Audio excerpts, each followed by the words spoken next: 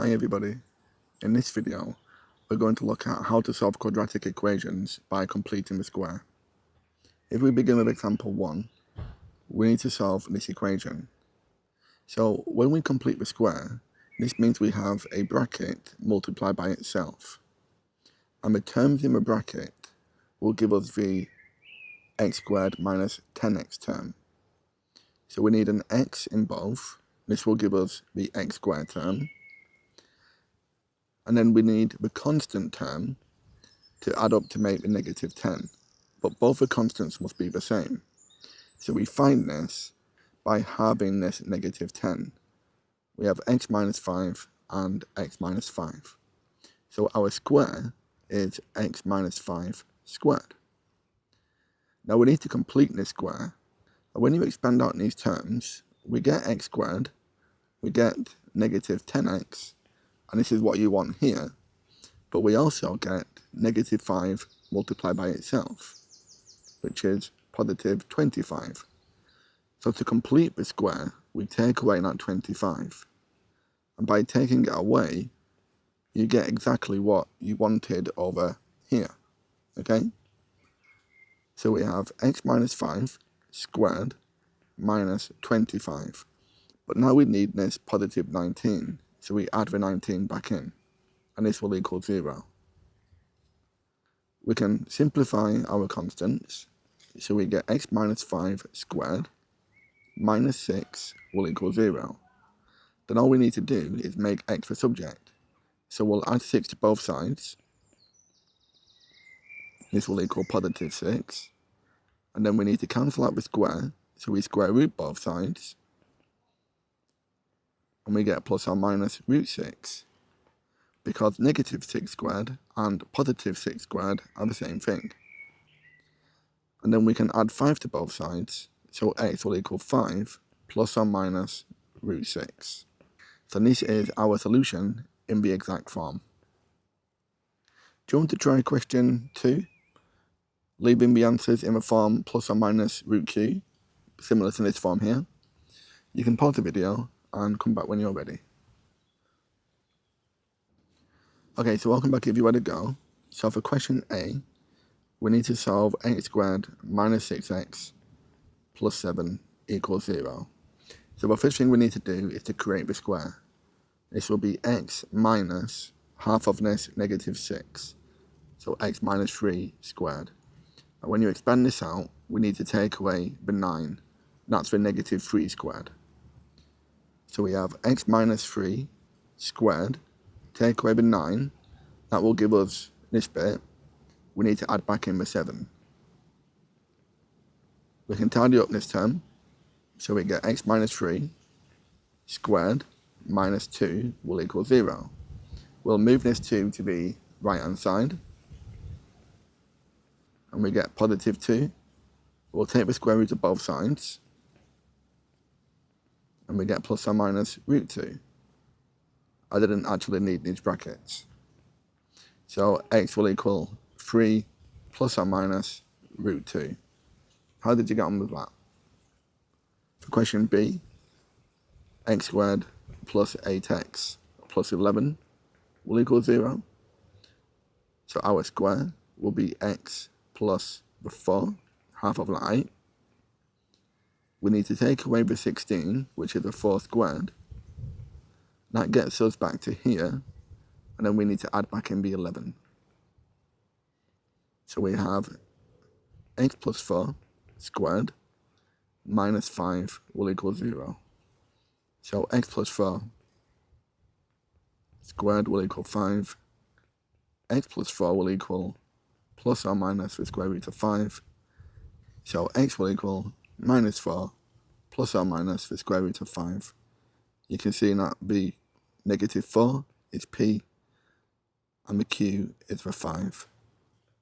And for the other question, this 3 was a p, and this 2 was the q. Okay, let's try example 3. So do you want to read through question 3 yourself, and then try and work out parts A and B? You can pause the video and come back when you're ready. Okay, so welcome back. So we need to write this in complete the square form. So we'll have x minus 2, half of that, negative 4. We'll complete the square by taking away the 2 squared, and then we'll add back in the 1. So x minus 2 squared minus 3. So a is negative 2 and b is negative 3. Now we can use this to solve the equation. We know this is the same as what we have here,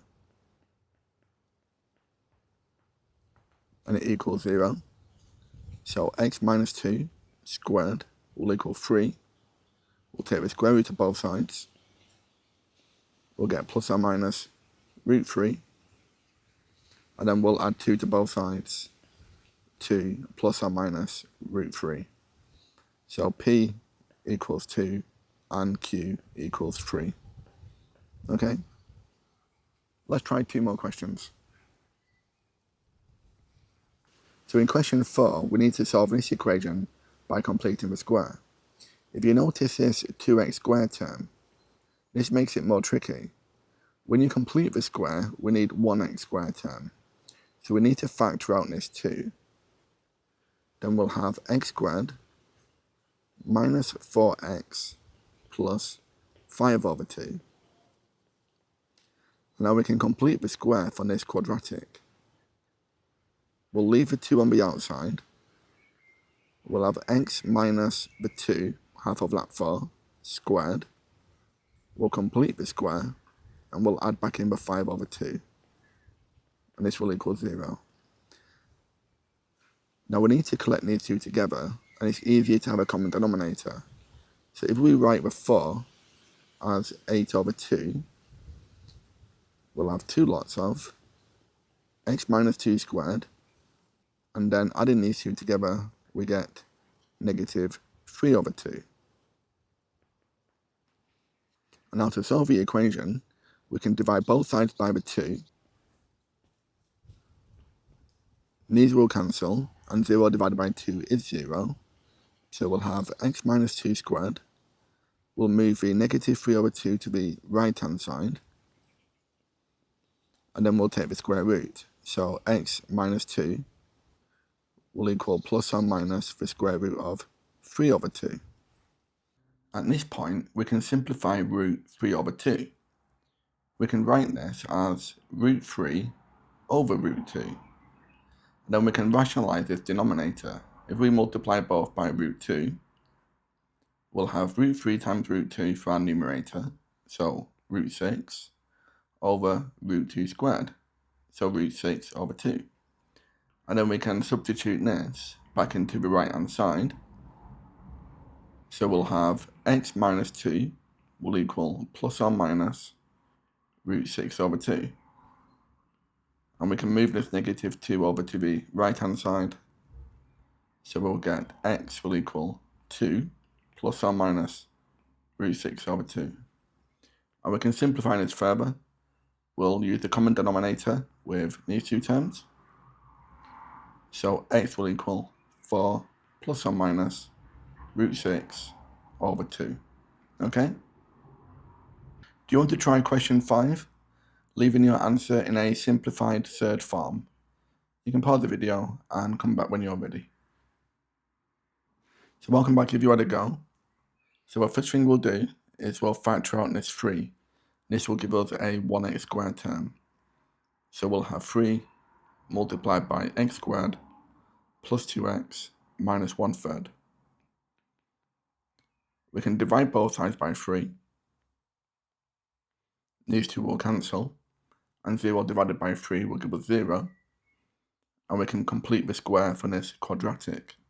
So we'll have x plus 1 squared minus the 1 minus that 1/3.